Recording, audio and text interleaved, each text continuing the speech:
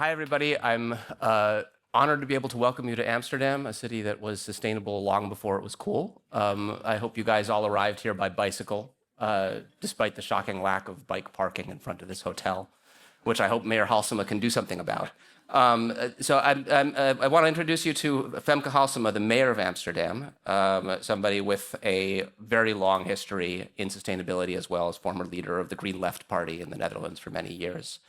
I'm honored to be able to welcome her to the stage and to ask her a few questions afterwards.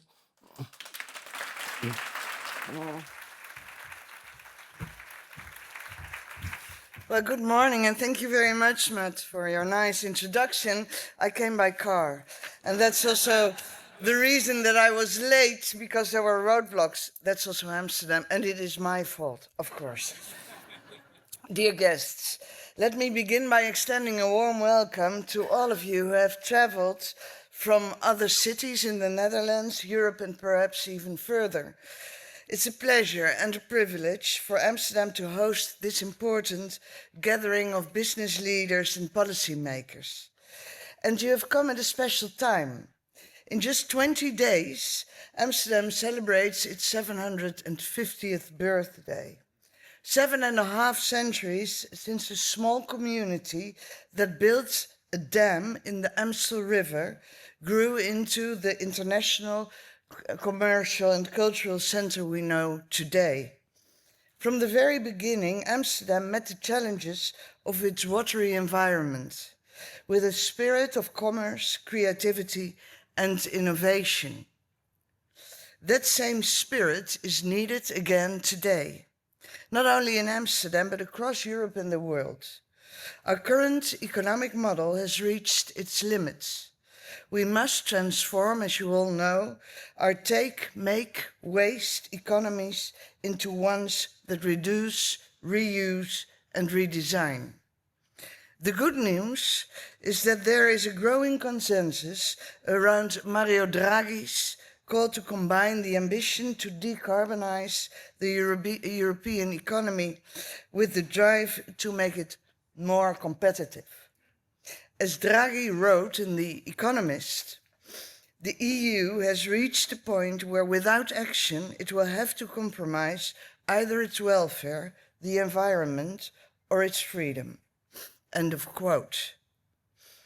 Amsterdam fully embraces Draghi's recommendations, as well as the EU's Clean Industrial Deal.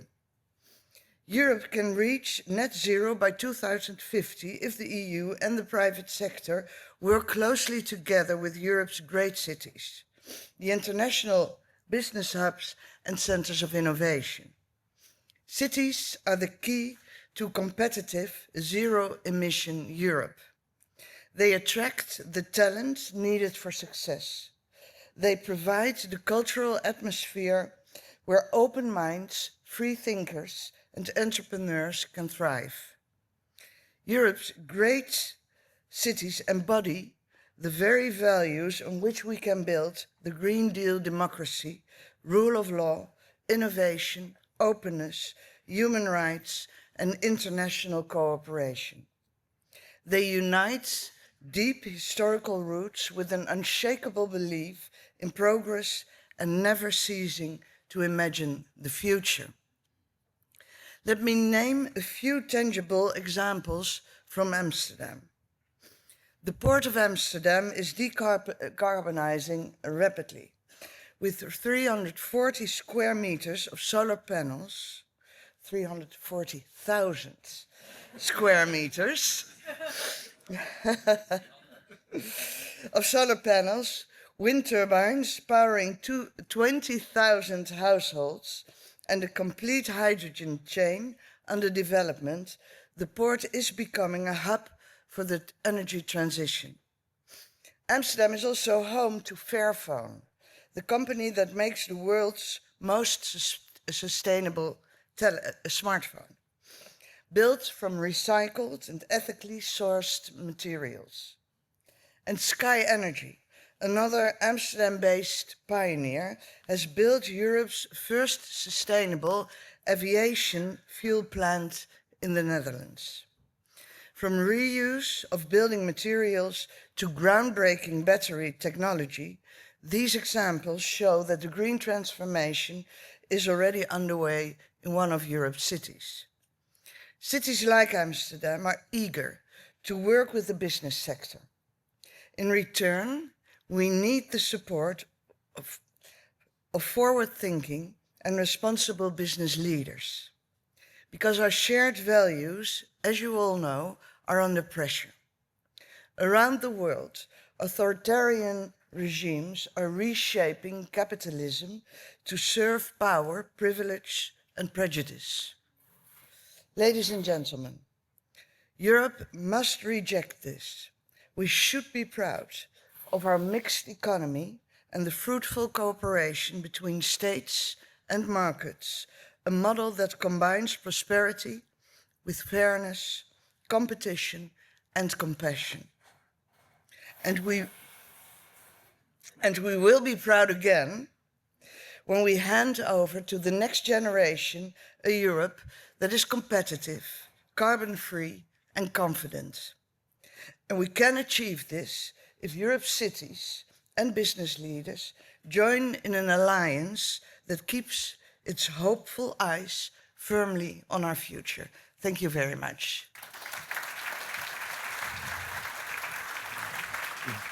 Oops.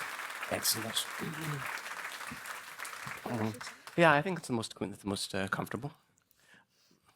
Thanks so much. Congratulations on your 750th anniversary. Thank you. I know I look younger. So I was really interested to hear your examples about industrial progress. If you want to talk about the role of cities in scaling up environmental innovation and sustainability, I tend to think of Amsterdam as a place where new technologies are invented at the Science Hub of Amsterdam University, and not so much as a place that scales up business solutions. But you're saying it's actually the cities like Amsterdam continue to play an important role in that end of things?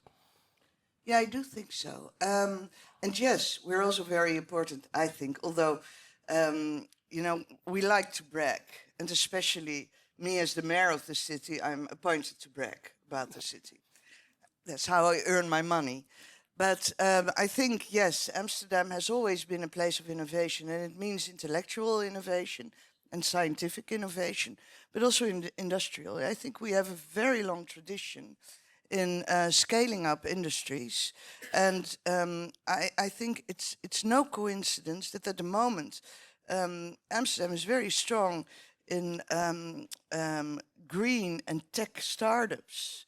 They come to Amsterdam on a large scale because they feel the climate here, the cultural and economic climate, helps them to further innovate and find people who can work with them. Mm-hmm. The challenges for cities, industry is underway. The challenges for cities in being that kind of a center are that real estate is expensive here, the electric grid is congested, you have all these kinds of challenges to deal with. What do you need to do as a mayor to make sure that this city continues to provide an environment for industries to scale up in sustainability? It's helping me. I can just think for a second. Well, I think it's a very complicated question because the problems Amsterdam face are not uniquely. You see them in all of Europe and you see them in many cities. And yes, we have a shortage of houses, especially for young people, for starters, for people with low and middle incomes. And it gives a big problem in the future. But I really believe in the resilience of the city, and I think it isn't so bad for the city to temper its speed just for a little while and a little bit in further scaling up and making room for the youngsters in our city. But how can I help? Well, I try to, but unless in many cities I'm not a chosen mayor and I don't have my own political program, and that's a pity, because otherwise the city would be quite different. But what I can do is creating stronger networks between the business sector and the local governments, helping young businesses to develop, to find their places, to make sure that they are connected with our universities. So I network a lot. I try to really press the development of the most vulnerable parts of our cities, because I think that's also important. I think for Amsterdam, it's always been a very Amsterdam has been strong because it's always also been an egalitarian city with not much segregation. And there I have a very strong responsibility to keep the most vulnerable neighborhoods attached and to make sure that the young people who live there, and these are also the neighborhoods where the most young people live, have their education, have their opportunities to find work in different parts of the cities and to really develop themselves. Like a lot of big city mayors, you are working in an environment where the national political climate is quite different from the local political climate, as you mentioned. You've got a very conservative and rather anti-sustainability government. This is the understatement of the day. Yes. Well, we'll see if it's about to change. We have elections in this country on the 29th of October. But that clearly presents a lot of challenges for you. I think I would be remiss in my duties as a journalist if I didn't ask you about housing issues and how they're connected to sustainability, which is the most important issue in these elections. People generally still think of sustainability as a cost on the housing side and tend to blame slow housing construction on sustainability mandates. Do you think that that's wrong? Do you need to change the message, or are there ways that regulation needs to change in order to make it easier to build housing? Well, I think the regulation on sustainability isn't the biggest problem, and I think there's also an adventure ahead. For instance, in Amsterdam, circular building is really on the rise. In public buildings, we really demand at the moment to build circular. I think in building smaller, especially for youngsters, there is also a chance to redevelop your city, make it more green, make it more, livable also. And I think in creating solutions for the shortage in houses is also creating green solutions. Well, I hope this is an answer, Marcus. It's a tough question, sorry. I wanted to open it up especially to the floor. In English. Yeah, we could do it in Dutch, but I think most of the audience wouldn't understand. I wanted to open it up to questions from the floor. Don't all raise your hands at the same time, or do all raise your hands at the same time? Can we give a mic to this gentleman in the front here? Good morning. My name is Maarten Houten. I have a question. I think one of the challenges is that sustainable solutions don't enter the market as quick. Would it be a good idea if Amsterdam would do one of his part of his budget to do a launching customer for, say, 1% of his budget for new sustainable products? Because I think as public, there's a huge role to play to get things moving. Do I understand you correctly if you suggest that 1% of the public finance goes into the private sector that has green solutions? As a buyer, you have a role, you have 100 millions, and I think just even if you do 0.5%, you would say we'll be the launching customer, because a lot of things for the first time to sell something is extremely difficult. And I think you could be like a flywheel, a spin wheel to get things moving. And I think if you do just a small amount, that would help. I think the public can play a role. I was under the impression that we already did this, but I'm going to check it for you because I think you're right, and I think we have to give the good example, because that's what you're saying, and I think we're also in the position to make companies, other people, more enthusiastic about sustainability. Yes, I think you're right. I think we have time for a couple more questions. I see one in the back.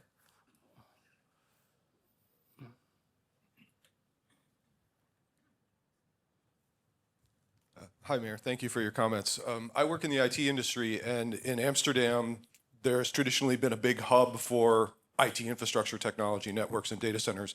But now the energy pressures have made that difficult to continue to scale up. And I'm wondering if you could address maybe that energy availability issue rather than just the sustainability. People tend to talk a lot about, what the source of the energy is. But in this case, it's not just that, it's the full trilemma of availability and price as well. And I'm wondering what the role of the city is in addressing that. Well, this is a big problem for the city, but not only for the city, for the whole country, and I think for most of Europe, it is a big problem. We need more green energy. I think that is one of the solutions you're looking for. We also have to think about how to use scarce energy more effective than we do now. I think we have to be more harsh now and then in the spoiling of scarce energy. I think there are 3 solutions, and I think the city has to take initiative, and it also does with our older man on energy.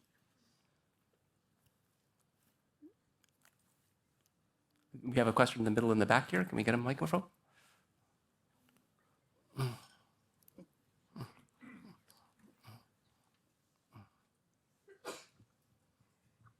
Good morning. Thank you for being here.